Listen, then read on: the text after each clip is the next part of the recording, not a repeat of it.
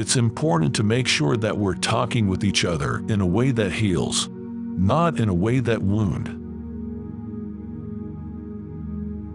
Nothing can stand in the way of the power of millions of voices calling for change. Why can't I just eat my waffle? The worst thing that colonialism did was to cloud our view of our past. Hope is not blind optimism. It's not ignoring the enormity of the task ahead or the roadblocks that stand in our path. It's not sitting on the sidelines or shirking from a fight.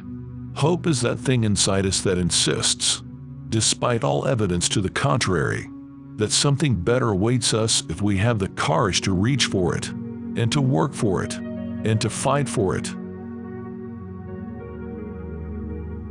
Hope is the belief that destiny will not be written for us, but by us, by the men and women who are not content to settle for the world as it is, who have the courage to remake the world as it should be. I have always believed that hope is that stubborn thing inside us that insists, despite all the evidence to the contrary, that something better awaits us so long as we have the courage to keep reaching, to keep working, to keep fighting. Our stories may be singular, but our destination is shared. The study of law can be disappointing at times, a matter of applying narrow rules and arcane procedure to an uncooperative reality, a sort of glorified accounting that serves to regulate the affairs of those who have power and that all too often seeks to explain, to those who do not, the ultimate wisdom and justness of their condition. But that's not all the laws. The law is also memory. The law also records a long-running conversation, a nation arguing with its conscience.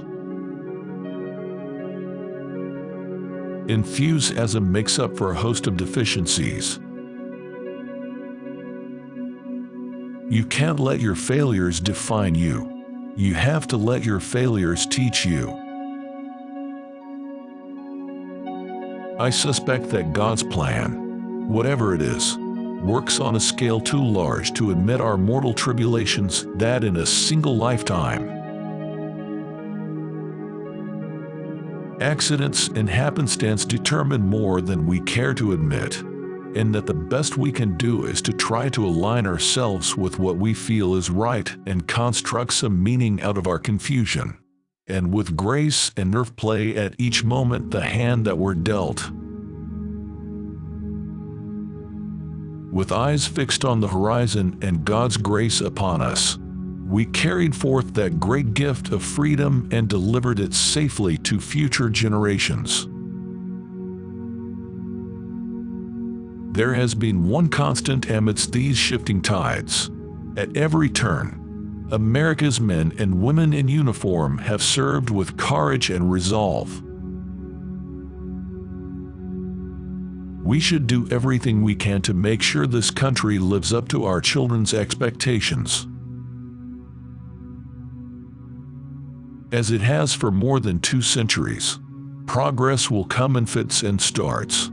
It's not always a straight line. It's not always a smooth path. The strongest weapon against hateful speech is not repression, it is more speech.